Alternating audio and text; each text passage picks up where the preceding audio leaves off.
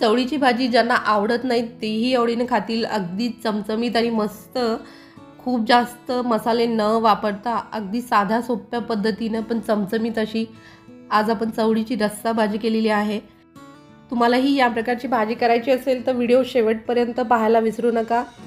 मी चवळी छोटे छोटे कट करून घेतली आणि त्याला स्वच्छ धुवून घेतली आहे। तुम्ही हवं तर गरम पाण्यामध्ये 1-2 मिनिटं उकळून घ्या, पण खूप जास्त उकळायची गरज नाही आहे। गरम पाण्यामध्ये स्वच्छ धुवून घ्या आणि तेलामध्ये छान परतून घ्या। तेलामध्ये जर तुम्हाला जास्त वेळ परतायची नसेल तर 1-2 मिनिटं तुम्ही गरम पाण्यामध्ये उकळून घ्या गॅसवरती। ज्यांना खूप जास्त तेलकट भाज्या आवडत नसतील तर ते तुम्ही उकळलात तरीही चालेल। 1-5 मिनिटं आपल्याला तेलावरती छान परतून घ्यायचे, शेंगा अगदी मऊ होईपर्यंत। आता त्याच कढईमध्ये परत मी तेल टाकलंय आणि तेलावरती जिरे मोहरी छान परतून घ्यायची आहे। जिरे मोहरी परतल्यानंतर आपल्याला आलं लसूण पेस्ट साधारण 1 ते 2 चमचे आलं लसूण पेस्ट परतून झाल्यानंतर मी कांदा पातळ लांबसर कापून घेतलाय। कांदा थोडासा जास्त घ्या म्हणजे छान ग्रेव्ही तयार होते। आणि कढीपत्ता ह्याला पूर्ण लालसर होईपर्यंत परता। 1-2 मिनिटं कांदा छान परतून घ्यायचा आहे। हे पहा अगदी लाल झालाय। आता ह्याच्यानंतर आपण याच्यामध्ये मसाले टाकून घेऊया।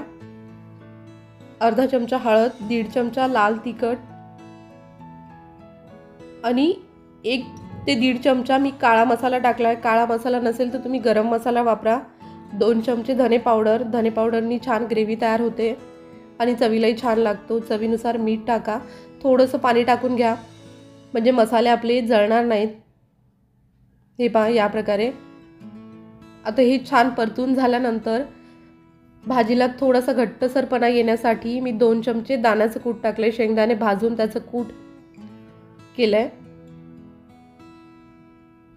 आता याला छान परतून घ्यायचं म्हणजे भाजीलाही छान तेल सुटतं आणि पाणी टाकल्यामुळे मसालाही जळणार नाहीत। याच्यानंतर आपण जी चवळी परतून घेतली होती ती टाकून घेऊया।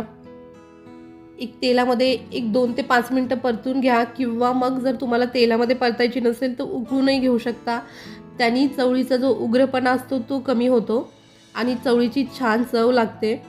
आता वरतून मी टोमॅटो टाकलाय, 1 टोमॅटो मोठ्या मोठ्या फोडी कट करून टाकल्यात। तुम्ही हवं तर टोमॅटो फोडणीमध्येही टाकू शकता, पण या प्रकारे टोमॅटो टाकला तर मस्त अशी चव लागते। आणि मी गरम पाणी टाकले, तुम्हाला जेवढा रस्सा बनवायचा आहे त्यानुसार गरम पाणी टाका। 5 ते 7 मिनिटं झाकून ठेवा। हे पहा मस्त घट्टसर असा रस्सा बनलाय। भाजीही मस्त अप्रतिम लागते। चवळीची भाजी तुम्ही अनेक वेळा केली असेल, पण या पद्धतीने नक्की ट्राय करून बघा। व्हिडिओ आवडल्यास लाईक शेअर सबस्क्राईब करायला विसरू नका। थँक्यू।